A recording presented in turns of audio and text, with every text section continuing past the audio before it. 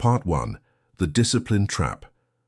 We often believe that people with self-discipline are the ones who always win against temptation, who can say no to laziness and yes to the hard things every single day. But in reality, that's only half of the picture. Most people fail with discipline not because they lack willpower, but because they were using it the wrong way. They turn discipline into a constant battle against their own natural instincts. Every morning they force themselves to wake up, to work, to fight exhaustion, boredom, and hundreds of little dopamine whispers that crave instant rewards. And when you force yourself like that every day, your brain starts to get tired. It begins to see effort as a threat, not as a positive habit. As a result, you fall into a loop. You start with motivation, stay strong for a few days, then burn out and quit. Then after a while, you start again and repeat the same cycle all over. That's the discipline trap. When you see discipline as something to fight yourself with, you're building a system you can never win. Interestingly, the people who stay consistent the longest aren't those with iron willpower, but those who know how to reduce friction. They don't fight themselves. They redesign their environment, habits, and cues, so doing the right thing becomes easier. That is why you don't need more willpower to change. You need to understand how your brain works. Because when you understand how dopamine drives behavior, you will realize discipline isn't about force. It is about channeling that energy in the right direction. You don't win by fighting yourself. You win when you make effort feel good. Part 2. The dopamine connection. When you hear the word dopamine, you probably think of it as the thing that makes us addicted to social media. But in reality, dopamine isn't an addictive chemical. It's the fuel of action. Every time you do something, finish a task, check a notification, or eat your favorite food, your brain releases a little bit of dopamine. And here is the key. Dopamine doesn't just show up when you get a reward. It appears when you expect one. It's that almost there feeling that drives you to act. So when you open your phone and see a new notification, dopamine spikes. You tap it, your brain gets a reward, and a new habit is recorded. Not because you want to, but because your brain has learned. Every time I open my phone, I get a reward. The problem is we're retraining our brains to seek instant pleasure instead of the joy that comes from effort. Every time you procrastinate, scroll, or skip your plan, you are not just wasting time. You are rewiring your dopamine system to hate effort and love distraction. That's why when you try to force yourself to work, your brain resists. Not because you're weak, but because it doesn't see effort as a reward yet. If you want consistency to feel easier, you need to rewire your dopamine connection. You have to teach your brain that satisfaction doesn't come from the result, it comes from the act itself. This is the essence of self-improvement. It is not about doing more. It is about feeling happier while doing it.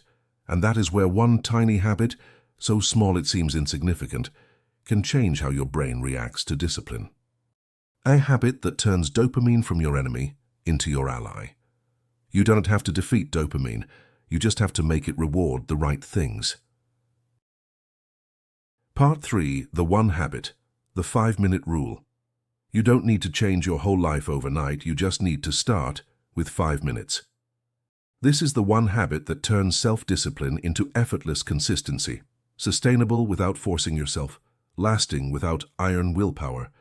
The rule is simple. Just show up every day for 5 minutes. It doesn't matter if you're tired, busy, or unmotivated. Just start, even if it's small. For example, if you want to read daily, don't aim for 1 hour.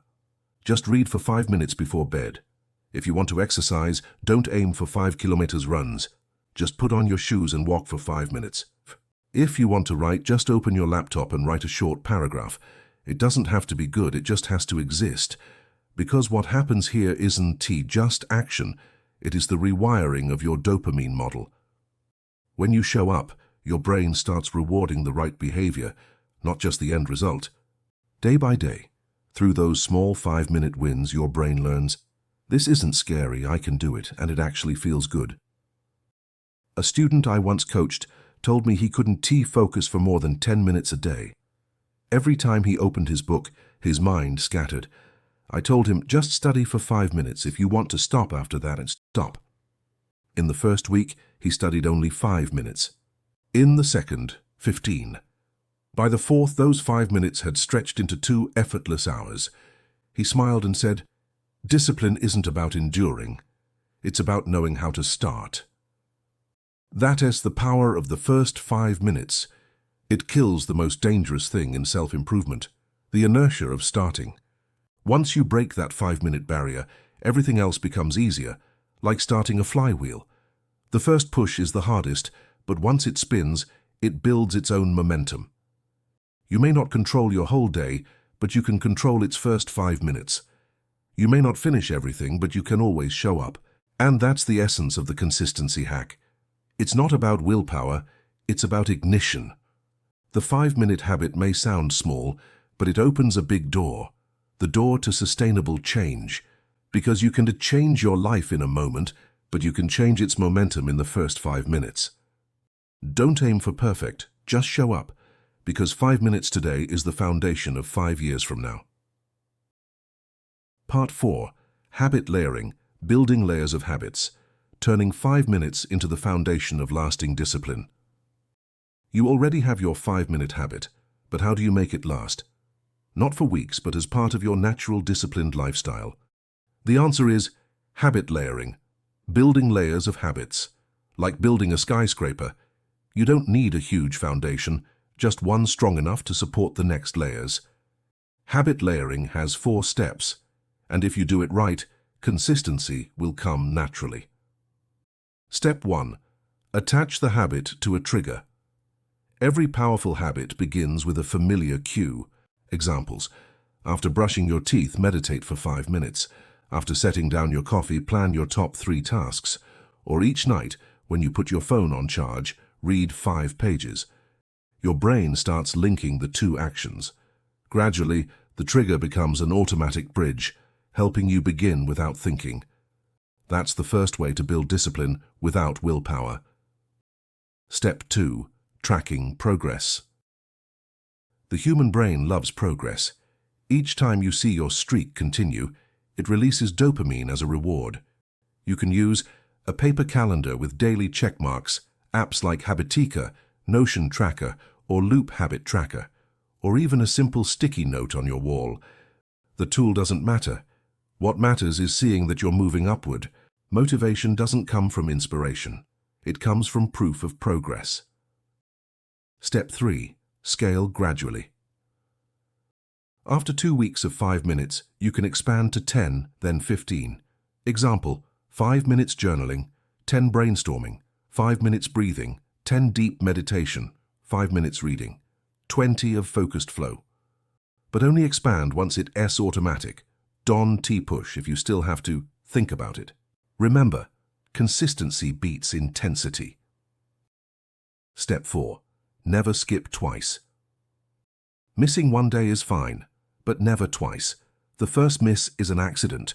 The second becomes a new habit in the wrong direction. I always tell my students, discipline isn't destroyed by rest. It is destroyed by permission that lasts too long. When you combine these 4 steps, trigger, tracking, scaling, no double skip, you build an automatic productivity system.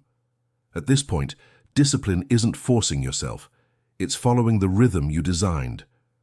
As you live by that rhythm, you'll notice something amazing. Staying consistent gets easier, and effort becomes natural. That's the discipline flywheel, the wheel of consistency. You don't have to be good to start, but you have to start, to one day become good without even noticing. Part 5. The discipline flywheel, when effort becomes instinct. Imagine pushing a massive flywheel. At first it's heavy, you strain for every centimeter, it barely moves, but you keep going. 1 day, 2, 3. It starts to move, slowly, then faster. Eventually you realize you're no longer pushing and the flywheel is pulling you. That's the nature of discipline. First it's effort, then momentum, and finally, instinct. When you practice tiny habits daily, 5 minutes reading, writing, focusing, your brain lays a new neural path. Each repetition deepens it, and the action becomes natural. Like brushing your teeth, and you don't force it, you just do it because it's part of your identity. Once you build the discipline flywheel, the important things in life start to feel the same way. Deep work becomes normal. Exercise stops being a task.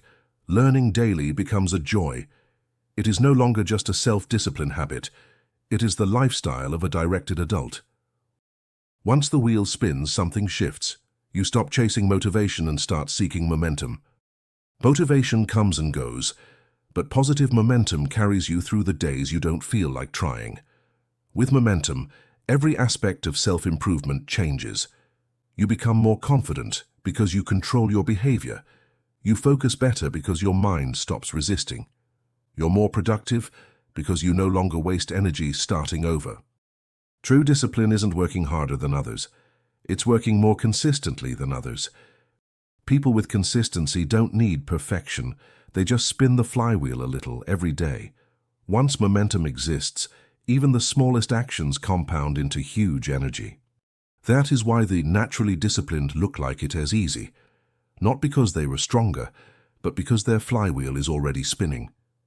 If you're restarting every week, you simply haven't crossed the first 5 rotations yet. The discipline flywheel doesn't ask for perfection, only that you show up and don't stop. But there's a danger that can snap the wheel mid-spin, a silent enemy of everyone chasing consistency. Its name is perfectionism. Discipline isn't force. Discipline is momentum, built from uninterrupted small actions. Part 6. The hidden enemy. Perfectionism. Most of us don't lose discipline because we're lazy. We lose it because we expect too much from ourselves. Day 1. You're full of passion.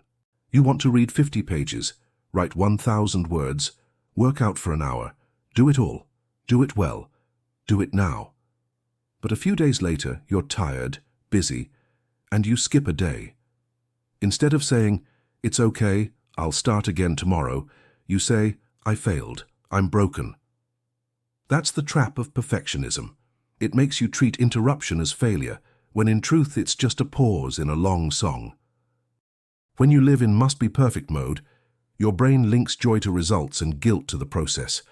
Every time your work feels not good enough, dopamine drops, motivation fades, and slowly, fear of action grows. So you procrastinate, not because you're lazy, but because you're afraid you're not good enough to keep going. I once coached a young designer. She said, "I just want my videos to be perfect. If they're not perfect, I don't want to post them." The result? She didn't post for 3 months. Her colleague, who posted weekly, imperfectly, got promoted. Then she realized, it is not that I lack skill, I lack the courage to be imperfect. The truth is, consistency doesn't need you to be perfect, and it just needs you to come back. You can skip a day, just don't quit. You can do poorly, just don't stop. Discipline isn't destroyed by failure, but by self-blame. If you fall forward. If you're tired, rest, don't quit. If your work feels bad, remember, not good is still better than nothing. In self-improvement, every small step forward is still progress. Perfectionism traps you in the illusion of progress, thinking you were waiting for the right time when you're really standing still. The solution isn't to be more perfect, it's to accept imperfection and keep going. That's the transformation every truly disciplined person must experience. Don't seek perfection, seek momentum. Slow progress is still progress. Part 7. The shift, the transformation, when discipline becomes freedom. We've talked about discipline, consistency, and motivation, about the days you want to change but keep pulling yourself back, about turning effort into habit and habit into rhythm. Discipline was never a battle with yourself, it's a relationship, a pact between who you are today and who you want to become. And that relationship only lasts with one thing, showing up every day. You don't need to change your entire life, just show up for the first 5 minutes. Those 5 minutes, not 5 hours, not 5 years, are shaping your future.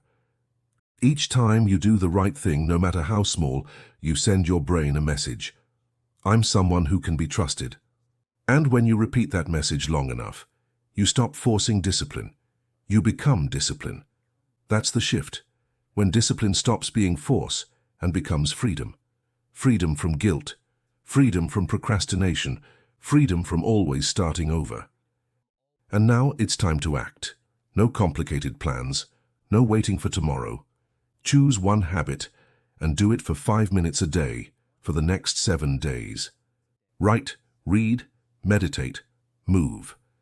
Anything that makes you grow. Not perfect, just present. After 7 days, look back and ask yourself, is it still discipline or has it become freedom? If this video spoke to you, give it a like. It tells me you want more content like this. Comment below, what's your first 5-minute habit starting today? I read every reply and might feature your story in the next video. And if you want to grow with us on this self-improvement journey, subscribe to UpMind Journey, where we don't just talk about change, we live it. Remember, you don't need to be perfect. You just need to return every day. True freedom begins with the discipline you choose today. UpMind Journey, where discipline becomes freedom.